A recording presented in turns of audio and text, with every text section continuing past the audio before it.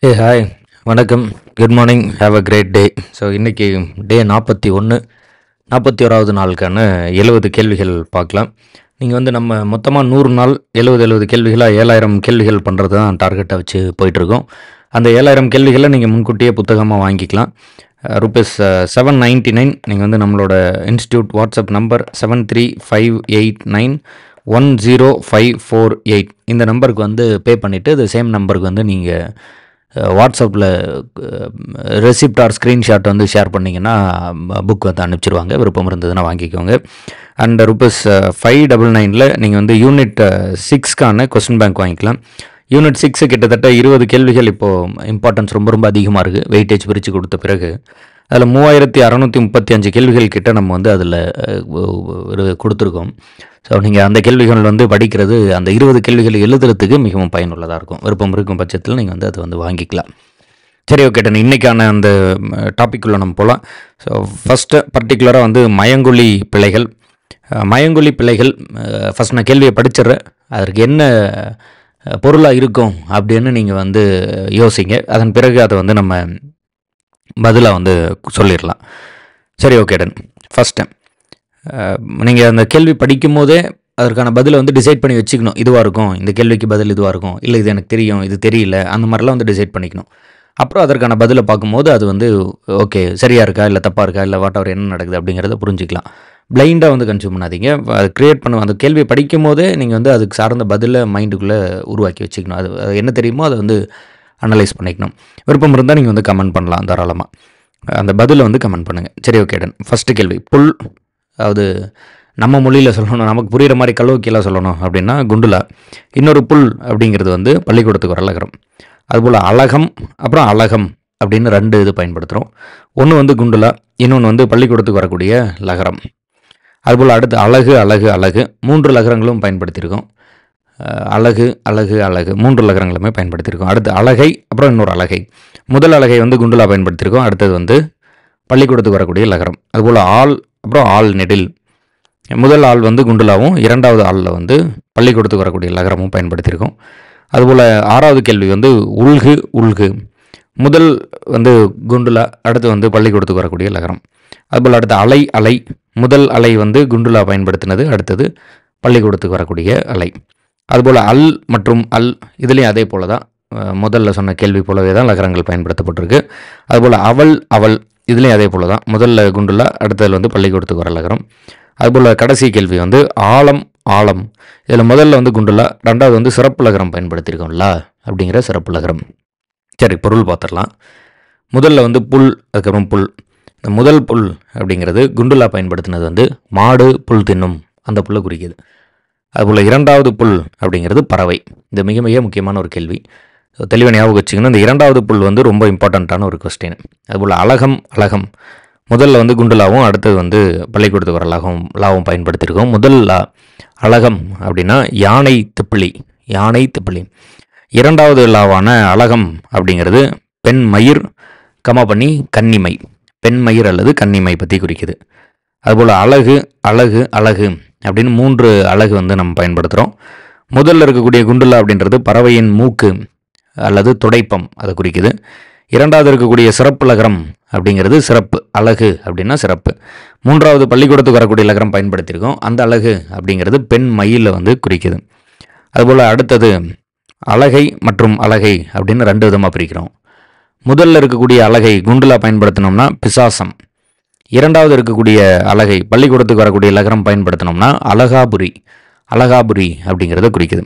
அதுபோல் அடுத்தது ஆள் ஆள் அப்படின்னு 2 பிரிக்கிறோம். இதில் ஆள் அப்படின்னு முதல்ல குண்டுலா பயன்படுத்தின ஆலமரம், இரண்டாவது ஆள் அப்படிங்கிறது ஆளுதல், ஆட்சி இல்லை ஆளுதல். அதுபோல் உள்கு உள்கு அப்படின்னு 2 பிரிச்சிருக்கோம். முதல்ல இருக்கக்கூடிய குண்டுலான்றது வந்து சுங்கம், அடுத்து இருக்கக்கூடிய பள்ளிக்கூடத்துக்கு வரக்கூடிய லகரம் அது வந்து நினை. அதுபோல் அலை அலை, குண்டுலா மற்றும் பள்ளிக்கூடத்துக்கு வரக்கூடிய லகரம் பயன்படுத்தியிருக்கோம். அலை அப்படிங்கிறது வந்து கடலின் அலை, பள்ளிக்கூடத்துக்கு வரக்கூடிய லகரம் பயன்படுத்தினோம்னா அலை அப்படின்னா வலை அல்லது தயிர் அப்படின்னு பொருள். அதுபோல் அல் மற்றும் அல், இதுலேயும் அதே மாதிரி தான் குண்டுலாவும் பள்ளிக்கூடத்துக்கு வர லகரமும். குண்டுலா பயன்படுத்தினோம்னா அல் அப்படிங்கிறது இருள் அல்லது மதிலை குறிக்குது. பள்ளிக்கூடத்துக்கு வரக்கூடிய லகரம் பயன்படுத்தினோம்னா அல் அப்படிங்கிறது அல்லு அப்படின்ற பொருள்படுது. அதுபோல் அவள் அவள், குண்டுலா பயன்படுத்தினா அவள் அப்படிங்கிறது ஒரு உணவு அல்லது பள்ளம். பள்ளிக்கூடத்துக்கு வரக்கூடிய இலகரம் பயன்படுத்தினா அவள் அப்படின்னா பெண் அப்படின்னு அர்த்தம். அதுபோல் ஆழம் ஆழம், முதல்ல ஆழம் அப்படிங்கிற குண்டுலா பயன்படுத்தி எழுதணும்னா விஷம். அதுபோல் ஆழம் அப்படின்னு சிறப்பு இலகரம் பயன்படுத்தினா பள்ளம். சரி, ஓகே டன். இப்போ இதில் நம்பர் 1 ஃபஸ்ட்டு வந்து மயங்கொலி பிழைகள். இந்த மயங்கொலி பிழைகளில் நம்பர் 1 ஃபஸ்ட்டு வந்து புல் மற்றும் புல். நான் இன்னொரு முறை ரிவைஸ் பண்ணிடுறேன், நல்லா தெளிவாக கவனிச்சிருங்க. புல் அப்படின்னா மாடு புல் தின்னும். அடுத்து புல் அப்படின்னா பறவை. அதுபோல் அடுத்து அலகம் அப்படின்னா யானை திப்பிலி.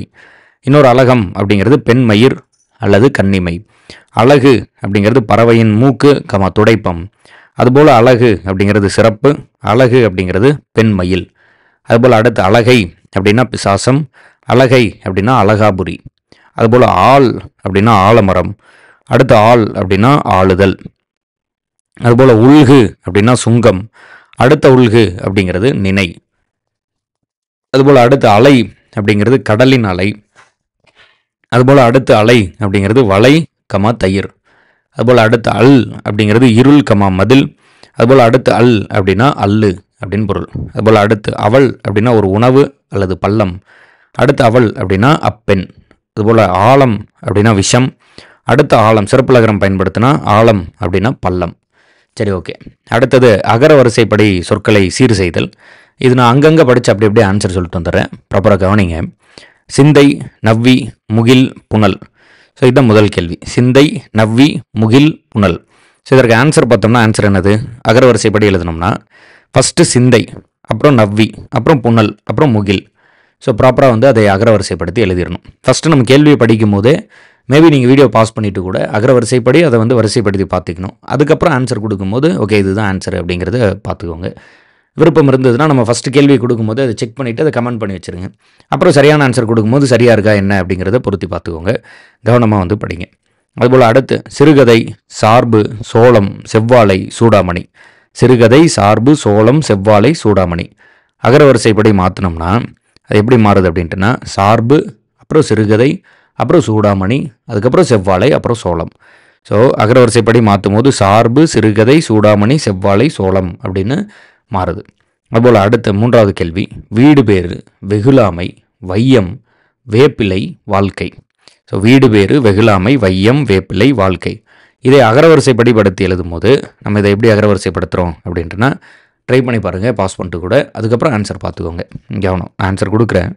ஸோ ஃபஸ்ட்டு அகரவரிசைப்படுத்தி எழுதும் போது முதல்ல வந்து வாழ்க்கை, அப்புறம் வீடு பேறு, அதுக்கு அடுத்ததில் வெகுளாமை, அதுக்கு அடுத்ததில் வேப்பிலை, அடுத்து வையம் இல்லையா.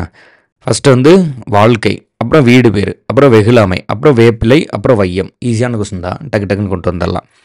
இதுபோல் அடுத்து 4வது கேள்வி மருங்கை, முசிறி, மூதூர், மிளகு, மேற்கு மலை. மேற்கு மலை இல்லையா. மருங்கை, முசிறி, மூதூர், மிளகு, மேற்கு மலை.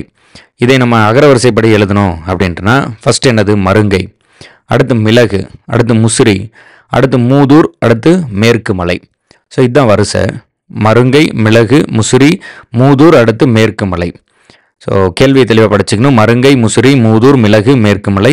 வரிசைப்படுத்தி எழுதும் போது மருங்கை, மிளகு, முசிறி, மூதூர், மேற்கு மலை அப்படின்னு வரிசையாகுது. கவனமாக பார்த்துக்கணும். அதுபோல் அடுத்து 5வது கேள்வி செப்பு, சென்னை, செல்வம், செடி. இப்போ இதில் பார்த்தீங்கன்னா முதல்ல எல்லாமே குறில் எழுத்து சே வந்துருச்சு. அப்போது அதை எப்படி வரிசைப்படுத்துகிறோம் அப்படிங்கிறத இதில் இருக்கக்கூடிய முக்கியமான விஷயம். ஸோ அப்போ அடுத்த எழுத்து பார்க்குறோம், அடுத்த எழுத்தோட வரிசை அடிப்படையில் இதை வந்து வரிசைப்படுத்துகிறோம். அப்போ இதில் எது முதல்ல வரும் யோசிச்சு பாருங்கள், அடுத்து இது 2வது வரும் அப்படிங்கிறது கவனமாக செக் பண்ணிட்டு பதில் யோசிச்சுக்கோங்க. ஸோ அப்போ அப்படி பார்க்கும்போது முதல்ல என்ன வந்துடுது? செடி இல்லையா. அதுக்கு அடுத்ததில் செப்பு, அதுக்கப்புறம் செல்வம், அதுக்கடுத்து சென்னை. அகர வரிசையில் இல்லை, அதுக்கு முன்னாடி பா வரிசை, அதுக்கு முன்னாடி உயிரெழுத்து, அதுக்கப்புறம் மெய் எழுத்து. ஸோ அந்த வரிசை வந்து கவனப்படுத்தி பார்க்கணும். உயிர் மெய் எழுத்து, அதுக்கடுத்ததில் வந்து மெய் எழுத்துக்கள் எல்லாம். ஸோ அந்த வரிசையிலுமே கூட இது டா வரிசையில் வந்துடுது, பா வரிசையில் வருது இல்லை. அந்த இதெல்லாம் ப்ராப்பராக கவனப்படுத்தி பாருங்கள். அடுத்த கேள்வி இன்னும் கூட நல்லாயிருக்கும், ட்ரை பண்ணி பாருங்கள். கொன்றை வேந்தன், அப்புறம் கெண்டை மீன், கண், கீரன், கிள்ளை, அடுத்து கையடக்கம், காடை, அதுபோல் கேழ்வரகு, கூட்டம், குழந்தை, கோப்பெருந்தேவி. இப்போ பதில் பார்க்கலாம். இந்த கேள்விகள் நம்ம வந்து இத்தனை கேள்விகள் கேட்குறது, இவ்வளோ உழைப்பை போட்டு இத்தனை கேள்விகளை கொண்டு வரது, இது எல்லாமே நீங்கள் அந்த கேள்வியை ப்ராக்டிஸ் பண்ணி பார்த்து அதுக்கு ஆன்சர் சரியாக இருக்கா தப்பாக இருக்கா அப்படின்னு பார்த்துக்கும் போது தான் அது மிகவும் பயனுள்ளதாக இருக்கும். ஃபஸ்ட்டு விஷயம் நீங்கள் வந்து தினம் தினம் கரெக்டாக ப்ராக்டிஸ் பண்ணிக்கணும். சும்மா மொத்தமாக உட்காந்து ஒரே நாளில் கன்சியூம் பண்ணுறதுல பயன் இல்லை. விச் இஸ் இந்த அளவுக்கு இம்பேக்ட் இருக்காது. தினம் தினம் படிக்கணும். 2வது, தினம் தினம் சும்மா அதை நான் கன்சியூம் பண்ணுறேன்னு சொல்லி கேட்டுக்கிட்டு இருந்துட்டு அதை மைண்டுக்குள்ளே அலோவ் பண்ணாமல் போயிடக்கூடாது. அப்போ மண்டைக்குள்ளே நல்லா அது நுழையணும், ஞாபகம் இருக்கணும், பரீட்சை வரைக்கும் உதவணும் அப்படின்னா நீங்கள் வந்து அதை வந்து ப்ராக்டிஸ் பண்ணணும். அந்த கேள்வியை சொல்லும் போது அது என்ன பதிலாக இருக்கும் அப்படின்னு ப்ராக்டிஸ் பண்ணால் தான் அதை வந்து புரிஞ்சிக்க முடியும். சரி, இப்போது இதற்கான பதில் பார்த்துடலாம். இதற்கான பதில் என்ன கொடுக்குறோம் அப்படின்ட்டுனா, ஃபஸ்ட்டு கண், அடுத்தது காடை, அடுத்தது கிள்ளை, அடுத்து கீரன், அடுத்து குழந்தை, அடுத்து கூட்டம், அதுக்கடுத்ததில் கெண்டை மீன், அடுத்து கேழ்வரகு, அதுக்கடுத்ததில் கையடக்கம், அதுக்கடுத்ததில் கொன்றை வேந்தன், அப்புறம் கோப்பெருந்தேவி. ஸோ கண், காடை, கிள்ளை, கீரன், குழந்தை, கூட்டம், கெண்டை மீன், கேழ்வரகு, கையடக்கம், கொன்றை வேந்தன், கோப்பெருந்தேவி. ஸோ கவனமாக படிக்கணும். ப்ராப்பர் ரொம்ப ரொம்ப கவனமாக செக் பண்ணி பார்த்துக்கணும். அடுத்த கேள்வி, தொட்டில், தமிழர், தூக்கம், தாலாட்டு, திருமணம், தெரு, துயரம், தோட்டம், தைத்திங்கள், தேன்சிட்டு, தீந்தமிழ். ஸோ நிறைய இருக்கு இல்லையா? வரிசைப்படுத்தி பாருங்கள். எது வந்து சரியான பதிலாக இருக்கும் என்ன அப்படிங்கிறத பொறுமையாக வந்து செக் பண்ணி பாருங்கள். ஸோ இப்போது இந்த பதில் எல்லாம் எந்த வார்த்தை முதல்ல வரும், 2வது வரும், அதெல்லாம் செக் பண்ணி பார்த்துட்டு அதுக்கப்புறம் அதற்கான ஆன்சர் என்ன வரும்னு மைண்டில் அதை வந்து ஆன்சர் ரெடி பண்ணி வச்சுக்கோங்க. அப்புறம் இப்போ நம்ம ஆன்சர் கொடுக்கலாம், செக் பண்ணி பார்த்துடலாம். ஸோ சரியான விடை என்ன அப்படின்ட்டுனா, தமிழர், அப்புறம் தாலாட்டு, திருமணம், தீந்தமிழ், துயரம், தூக்கம், தெரு, தேன்சிட்டு, தைத்திங்கள், தொட்டில், தோட்டம். ஸோ அப்படியே வரிசையாக எழுதிட்டு வந்துட வேண்டியதான், அவ்வளோதான். அதுக்கடுத்ததில் ஏழை, உலகம், அவ்வை, அன்பு, எருது, ஆசை, ஓவியம், ஈட்டி, இளைஞன், ஒன்று, ஊக்கம், 50. ஸோ இப்போ இதற்கான பதில் பார்த்துடலாம். ஸோ இதற்கான பதில் என்னது? அன்பு, ஆசை, இளைஞன், ஈட்டி, உலகம், ஊக்கம், எருது, ஏழை, 50, ஒன்று, ஓவியம், அவ்வை. இந்த கொஸ்டின் உங்களுக்கு புரியுதுன்னு நினைக்கிறேன். அப்படியே அகர வரிசை இல்லையா? அந்த வரிசை வந்து கவனமாக பார்த்தீங்கன்னா தெரியும். அது டக்குன்னு கண்டுபிடிச்சிருப்பீங்க, அதில் ஒன்றும் இது இருக்காது. ஆனாலும் அந்த வரிசை அவ்வளோதான். அடுத்து வந்து அடுத்த கேள்வி, அம்மா, அப்பா, அண்ணி, அங்காடி, அன்னம். அம்மா அப்பா அகர வரிசைப்படி யார் முதல்ல வருவாங்கன்னு யோசிச்சு பாருங்கள். தமிழில் வரிசைப்படுத்தும் போது யார் முதல்ல வருவாங்க அப்படின்னு பதில் யோசித்து வச்சுக்கோங்க. நம்ம பதில் பார்த்துருவோம். ஸோ அங்காடி, அண்ணி இது வந்து நம்ம வரிசைப்படுத்துறதுனால எல்லாமே அகரத்தில் வந்துடுது இல்லை, அதனால் அந்த 2வது எழுத்தோட முக்கியத்துவத்தை வச்சு எடுத்துக்கிறோம். இப்போ அம்மா அப்பா 2 பேரும் வரும்போது அப்பா தான் முதல்ல, அதுக்கப்புறம் தான் அம்மா. அகர வரிசைப்படி எழுதும் போது அப்பா, அதுக்கப்புறம் அம்மா, அப்புறம் அன்னம். இது எல்லாமே ஆள் இருக்கிறதுனால நம்ம அடுத்தடுத்த எழுத்துக்களை வச்சு தான் பொறுத்துறோம். ஸோ அப்போ அதுபடி பார்க்கும்போது இப்போ அம்மா அப்பா 2 பேர்லேயுமே அகரத்தில் ஆரம்பிச்சிருது இல்லையா? அதனால் அகரம்ங்கிறதுனால ரெண்டு பேரோட பெயருமே ஆண் வந்தது.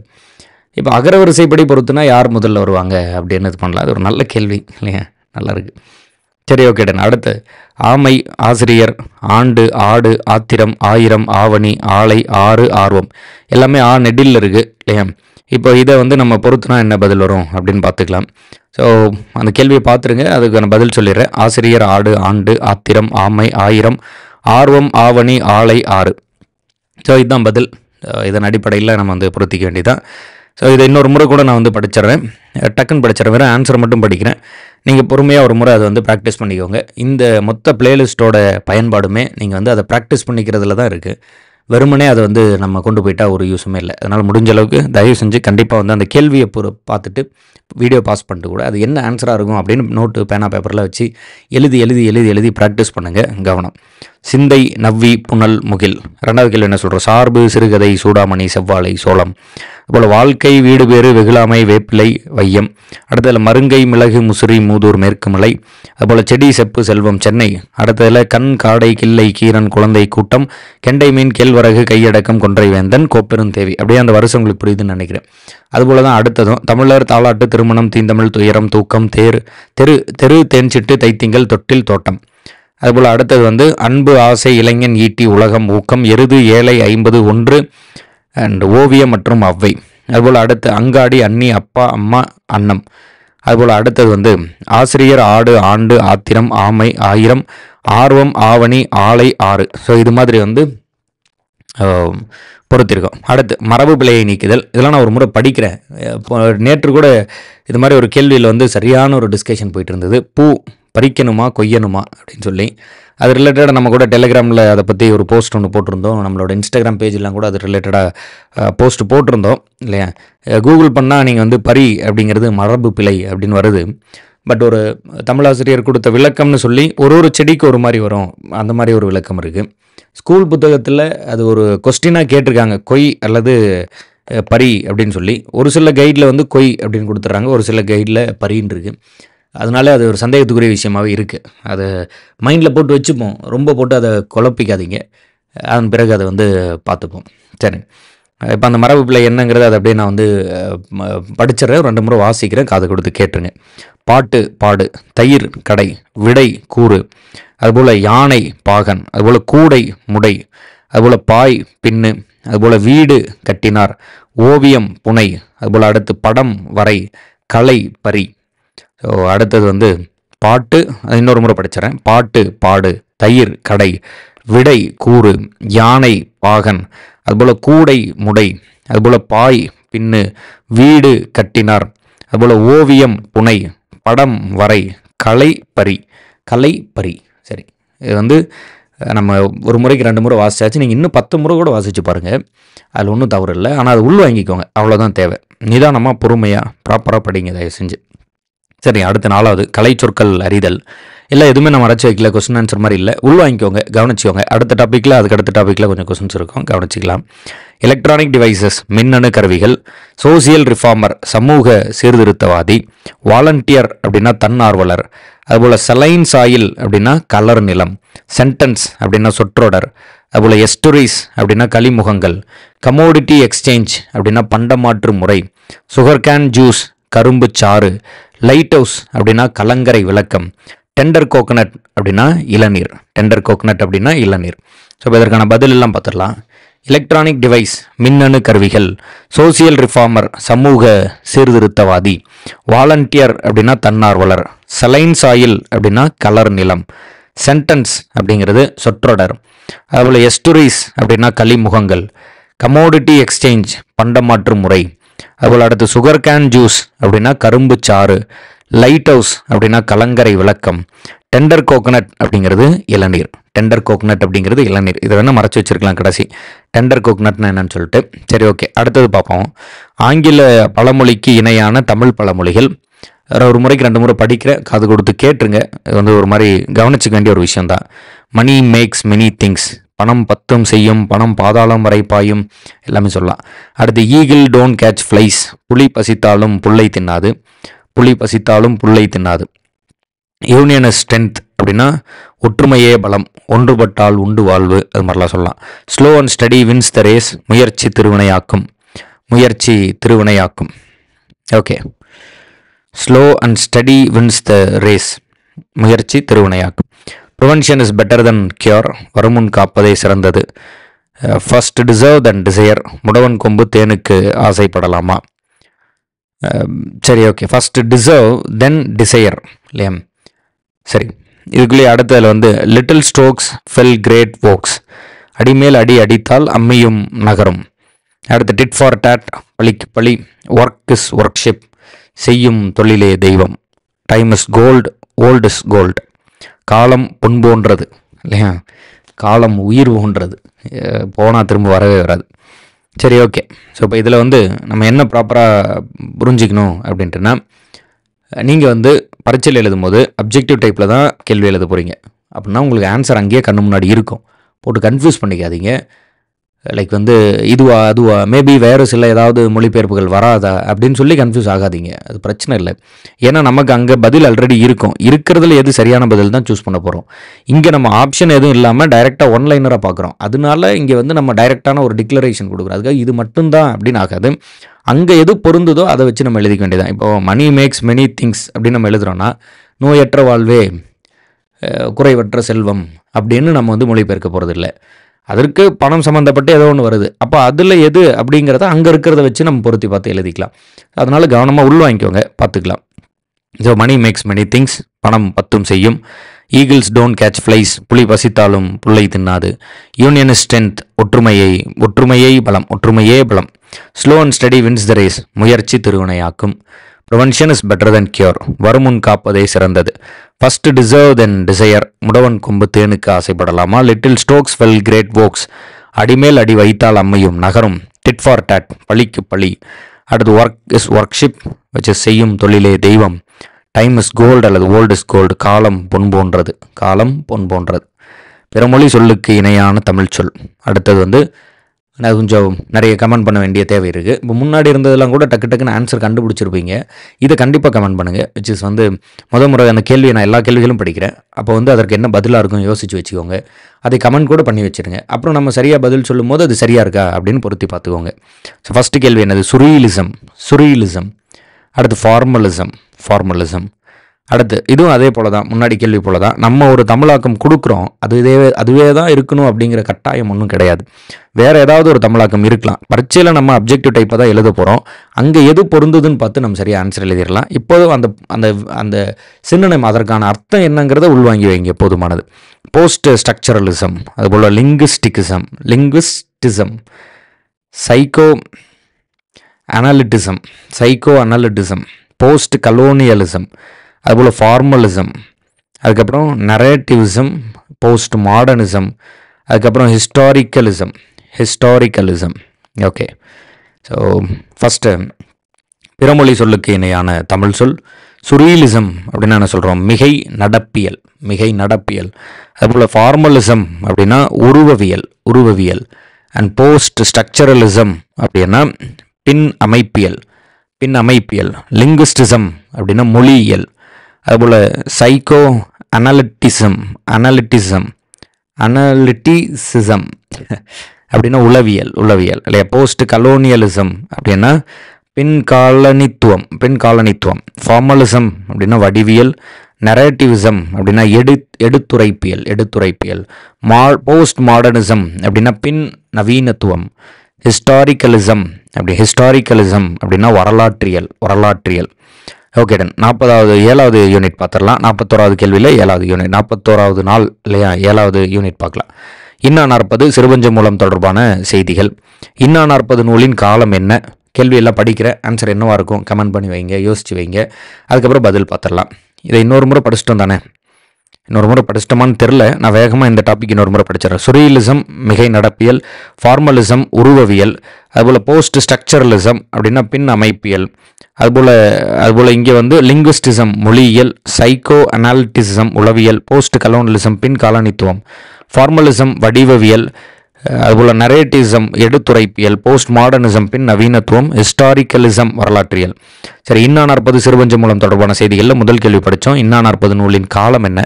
2வது கேள்வி, இன்னா 40 எத்தனை இன்னா செயல்கள் கூறப்பட்டுள்ளன? அதுபோல் அடுத்து சிறுபஞ்ச மூலம் ஆசிரியரான காரியாசனை மாக்காரியாசன் என்று சிறப்பித்து கூறும் நூல் எது? பூவாது காய்க்கும் மரம் உள நன்று, அறிவார் மூவாது மூத்தவர் என்னும் வரிகள் இடம்பெற்றுள்ள நூல் எது? அதுபோல் இசைக்கு அழகு அதனை கேட்போர் நன்றென புகழ்தல், அரசனுக்கு அழகு குடிமக்களை வருந்தாமல் காப்பவன் என்று பிறர் அவனை புகழ்ந்து உரைத்தல் என்று குறிப்பிடும் நூல் எது? இன்னா 40 நூலின் பாவகையை குறிப்பிடுக. அடுத்து சிறுபஞ்ச மூலம் என்னும் நூலில் கடவுள் வாழ்த்து மற்றும் பாயிரம் உட்பட மொத்தம் எத்தனை பாடல்கள் உள்ளன? சிறுபஞ்ச மூலம் என்னும் நூலில் கடவுள் வாழ்த்து மற்றும் பாயிரம் உட்பட எத்தனை பாடல்கள் உள்ளன? இன்னா 40 எச்சமயத்தை சார்ந்த நூல். இன்னா 40 எச்சமயத்தை சார்ந்த நூல். Okay done. ஸோ பதில் பார்த்துடலாம். ஃபர்ஸ்ட் வந்து என்ன சொல்கிறோம்? இன்னா 40 நூலின் காலம் என்ன? 4ஆம் நூற்றாண்டு. இன்னா 40 நூலின் காலம் என்ன அப்படின்னா 4ஆம் நூற்றாண்டு. இன்னா 40 எத்தனை இன்னா செயல்கள் கூறப்பட்டுள்ளன? இன்னா 40 எத்தனை இன்னா செயல்கள் கூறப்பட்டுள்ளன? 164. இன்னா 40ன்னு சொல்லிட்டோம். ஸோ அது கூட அப்படியே 4 மல்டிப்ளை பண்ணிக்க வேண்டியதான், 164. அதுபோல் அடுத்து சிறுபஞ்ச மூலம் ஆசிரியரான காரியாசனை காரியாசன் என்று சிறப்பித்து கூறும் நூல் பாயிர செய்யுள். பூவாது காய்க்கும் மர உள நன்று, அறிவார் மூவாது மூத்தவர் என்னும் வரிகள் இடம்பெற்றுள்ள நூல் எது? சிறுபஞ்ச மூலம். பொருள் சொல்லுங்க. இந்த பொருள் வந்து கம்பல்சரியாக கமெண்ட் பண்ணுங்க, இதற்கு என்ன பொருள்னு சொல்லிட்டு. அது வந்து ரொம்ப ரொம்ப முக்கியம். பூவாது காய்க்கும் மர உள நன்று, அறிவார் மூவாது மூத்தவர். அதுபோல் அடுத்து இசைக்கு அழகு அதனை கேட்போர் நன்றென புகழுதல், அரசனுக்கு அழகு குடிமக்கள் வருந்தாமல் காப்பவன் என்று பிறர் அவனை புகழ்ந்து உரைத்தல் என்று குறிப்பிடும் நூல் வந்து சிறுபஞ்ச மூலம். அதுபோல் இன்னா 40 நூலின் பாவகையை குறிப்பிடுக. வெண்பா. அதுபோல் சிறுவஞ்ச மூலம் என்னும் நூலில் கடவுள் வாழ்த்து மற்றும் பாயிரம் உட்பட மொத்தம் எத்தனை பாடல்கள் உள்ளன? கடவுள் வாழ்த்து மற்றும் பாயிரம் உட்படன்னு கேட்டாங்க, கவனிச்சிக்கணும். உட்பட எத்தனை பாடல்கள் உள்ளது? 97. இன்னா 40 எச்சமயத்தை சார்ந்த நூல். இன்னா 40 வந்து சைவ சமயத்தை சார்ந்த நூல். அதுபோல் அடுத்த 2 கேள்வி இருக்கா. திருவஞ்ச மூலம் குறிப்பிடப்படும் 5 வேர்களின் பெயர்கள். இது ஏற்கனவே முறையாக கேட்கும் போதே இதை கமெண்ட் பண்ண சொல்லி கேட்டிருந்தேன், அது கவனமாக ஞாபகம் வச்சுக்கணும். கண்டங்கத்திரி, சிறுவழுதுணை, சிறுமல்லி, பெருமல்லி, நெருஞ்சி. கண்டங்கத்திரி, சிறுவழுதுணை, சிறுமல்லி, பெருமல்லி, நெருஞ்சி. பூவாது காய்க்கும் மர உள்ள நன்று அறிவார் மூவாது மூத்தவர் நூல் வல்லார். மூவாது மூத்தவர் நூல் வல்லார் என்று சிறுவஞ்சம் மூலம் நூலின் அணி யாது என்னும் சிறுவஞ்சம் மூலம் நூலின் அணி. இந்த இடத்துல அணி கேட்டிருக்கோம். முன்னாடி வந்து ஒரு இதே லைனை பார்த்துருப்பீங்க, கன்ஃபியூஸ் ஆகிக்காதீங்க. இங்கே நம்ம அணி கேட்டிருக்கோம். இங்கே இருக்கக்கூடிய அணி வந்து எடுத்துக்காட்டு ஓமை அணி. எடுத்துக்காட்டு சொல்லி அந்த ஓமையிலிருந்து பொருள் சொல்கிறதுனால எடுத்துக்காட்டு ஓமை அணி. சரி, ஓகே டன், பார்த்துருவோம். இப்போ இன்னொரு முறை இது எல்லாத்தையும் படிச்சிடலாம், கவனிச்சிருங்க. இன்னா 40 சிறுவஞ்ச மூலம் தொடர்பான செய்திகள். இன்னா 40 நூலின் காலம் என்ன? 4ஆம் நூற்றாண்டு. இன்னா 40 எத்தனை இன்னா செயல்களில் இன்னா 40இல் எத்தனை இன்னா செயல்கள் கூறப்பட்டுள்ள? 164. மொத்தம் எத்தனை பாடல்கள் இருக்குன்னு சொல்லுங்கள். ஒரு பாட்டுக்கு எத்தனை இன்னா செயல்கள்? மொத்தமாக 164 அப்படிங்கிறத அதை விளக்கி கமெண்ட் பண்ணுங்கள். அதுபோல் சிறுவஞ்ச மூலம் ஆசிரியரான காரியாசனை காரியாசன் என்று சிறப்பித்து கூறும் நூல் எது அப்படின்ட்டுனா பாயிர செய்யுள். பாயிர செய்யுள். பூவாது காய்க்கும் மரம் உள்ள நன்று அறிவார் மூவாது மூத்தவர் என்னும் வரிகள் இடம்பெற்றுள்ள நூல் கேட்டிருக்கோம். என்னும் வரிகள் இடம்பெற்றுள்ள நூல் எதுங்க? சிறுவஞ்ச மூலம். இசைக்கு அழகு அதனை கேட்போர் நன்றென புகழ்தல். அரசனுக்கு அழகு குடிமக்கள் வருந்தாமல் காப்பவன் என்று பிறர் அவனை புகழ்ந்து உரைத்தல் என்று குறிப்பிடும் நூல் எது? சிறுவஞ்ச மூலம். சிறுவஞ்ச மூலம். அதுபோல் இன்னா 40 நூலின் பாவகையை குறிப்பிடுக. வெண்பா. இன்னா 40 நூலின் பாவகையை குறிப்பிடுக. வெண்பா. சிறுவஞ்சம் என்னும் நூலில் கடவுள் வாழ்த்து மற்றும் பாயிரம் உட்பட மொத்தம் எத்தனை பாடல்கள் உள்ளன அப்படின்ட்டுனா 97. அதுபோல் இன்னா 40 எச்சமயத்தை சார்ந்த நூல் அப்படின்னா சைவம், ரொம்ப ரொம்ப முக்கியம். இன்னா 40 எச்சமயத்தை சார்ந்த நூல் சைவம். அதுபோல் சிறுவஞ்சம் மூலம் குறிப்பிடப்படும் 5 வேர்களின் பெயர்கள். கண்டங்கத்திரி, சிறுவழுதுணை, சிறுமல்லி, பெருமல்லி, நெருஞ்சி. கண்டங்கத்திரி, சிறுவழுதுணை, சிறுமல்லி, பெருமல்லி, நெருஞ்சி. அதுபோல் அடுத்து பூவாது காய்க்கும் மரம் உள்ள நன்று அறிவார் மூவாது மூத்தவர் நூல் வல்லார். நன்று அறிவார் மூவாது மூத்தவர் நூல் வல்லார் என்ற சிறுவஞ்சம் மூல நூலின் அணி யாது அப்படின்னு கேட்டிருக்கோம். இதற்கான அணி என்னது? எடுத்துக்காட்டு ஓமை அணி. சரி, ஓகே டன். ஸோ இன்றைக்கி 41வது நாளுக்கான 70 கேள்விகள் முடிச்சிருக்கோம். 2 விஷயம் நல்லா ஞாபகம் வச்சுக்கணும். ஏற்கனவே சொல்லியிருந்தது போல தான் தொடர்ச்சியான படிப்பு, தொடர்ச்சியான உழைப்புங்கிறது மிக மிக கடினம். ஒரு நாள் 2 நாள் பார்த்துடலாம். தொடர்ந்து 41 நாளாக நீங்கள் பார்க்குறீங்க அப்படிங்கிறது மிகப்பெரிய டெடிகேஷன். அதை பண்ணுறீங்க அப்படின்ட்டுனா ஒண்டர்ஃபுல், வெரி குட். அதுபோல் 2வது இன்னொரு விஷயம் நம்ம எக்ஸ்பெக்ட் பண்ணுறது என்ன அப்படின்ட்டுனா, நீங்கள் தொடர்ச்சியாக படிக்கிறீங்க. சரி, அந்த தொடர்ச்சியாக படிக்கிற ஒவ்வொரு நாளும் அந்த கண்டென்ட் வந்து உங்கள் மைண்டுக்குள்ளே போகிற அளவுக்கு நீங்கள் வந்து அதை நல்லபடியாக வந்து திரும்ப திரும்ப ரிவைஸ் பண்ணி ப்ராப்பராக படிச்சுக்கணும். ஒரு கேள்வியெல்லாம் கேட்குறோம் அப்படின்னா அந்த கேள்விக்கு வந்து என்ன பதிலாக இருக்கும் அப்படின்னு கேள்வி முடியும் போதே பதில் யோசிச்சிடணும். அப்போ தான் நம்ம பதில் பார்க்கும்போது, ஓகே நீங்கள் என்ன பதில் யோசிச்சிங்க, அதற்கு நம்ம சொல்கிற பதில் சரியாக இருக்கா, இல்லை அதில் ஏதாவது முரண் இருக்கா, அது எதாவது விவாதிக்க வேண்டியது இருக்கா, அதெல்லாம் நம்ம வந்து அதை வந்து மைண்டுக்குள்ளே வச்சுக்க முடியும். இல்லைனா சும்மா அப்படியே வெறுமனே கேட்டுகிட்டே இருந்தால் ஒரு 4-5 கேள்வி கேட்பீங்க. அப்புறம் அது ஒரு மாதிரி டிஸ்ட்ராக்ட் ஆகி போயிடுவீங்க. ஐயோ இது நம்ம என்ன எங்கே கவனிக்கிறோன்னே தெரியாது, கவனம் அப்படியே ஒரு மாதிரி கடந்து போயிடுறதுக்கு வாய்ப்பு இருக்குது. அதனால் லைவில் ப்ராப்பராக, லைவ் இந்த சென்ஸ் அதை நல்லா உள்வாங்கி கிளியராக வந்து அதை வந்து மைண்டுக்குள்ளே நிறுத்தி வச்சுக்கோங்க. அதை வச்சு நம்ம வந்து கண்டிப்பாக ஜெயிச்சிடலாம். அண்டு தொடர்ந்து உழைப்பை வந்து இறுக பிடித்து கொண்டால் எப்போதுமே வந்து நம்ம வந்து அது கைவிடுறது கிடையாது. அதனால் தொடர்ச்சியாக உழைங்க. இந்த நாளில் எவ்வளோ முடியுமோ அவ்வளோ தூரம் வந்து அதிகமாக நல்லபடியாக உழைச்சி இந்த நாளை ரொம்ப நல்ல அற்புதமாக பயன்படுத்தி வெற்றியை நோக்கி முன்னேறி போங்க. இந்த நாள் வந்து ஒரு மாதிரி சூப்பராக உழைச்சிட்டோம் அப்படிங்கிற ஒரு சாட்டிஸ்ஃபேக்ஷன் இருக்கணும்.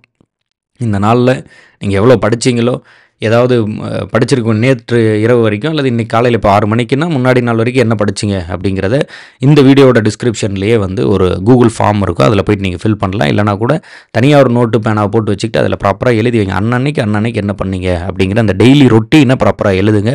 அதுவே வந்து போதுமானதாகவும் மிகவும் அது வந்து ஒரு பயனுள்ளதாகவும் இருக்கும். அதனால் அதை கண்டிப்பாக வந்து பண்ணுங்கள். அண்ட் அதே போல் ஃபைனல் ஒரு பர்சனல் ரெக்வஸ்ட்டாக இது வந்து வச்சுக்கோங்க.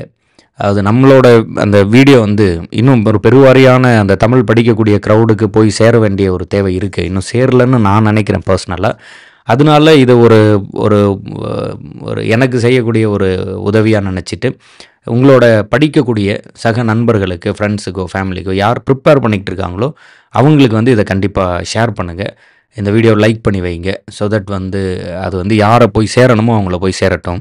இப்போ ரொம்ப ரீசெண்டாக வந்து ஒருத்தங்க வந்து எனக்கு மெசேஜ் பண்ணியிருந்தாங்க, விச் இஸ் நம்ம இன்ஸ்டியூட் நம்பருக்கு வந்து மெசேஜ் பண்ணியிருந்தாங்க. அது நம்ம ஆஃபீஸ்லேருந்து ஸ்க்ரீன்ஷாட் பண்ணி எனக்கு அனுப்பிச்சிருந்தாங்க. அதில் என்ன சொல்லியிருந்தாங்கன்னா, இந்த மாதிரி வந்து ரொம்ப லேட்டாக அவங்களோட ஃப்ரெண்டு வந்து அவங்களுக்கு இந்த நம்ம பிளேலிஸ்ட்டை 7000 கேள்வி பிளேலிஸ்ட் வந்து அவங்களுக்கு அனுப்பிச்சிருக்காங்க. அது வந்து ரொம்ப லேட்டாக எனக்கு சொல்லிட்டாங்க.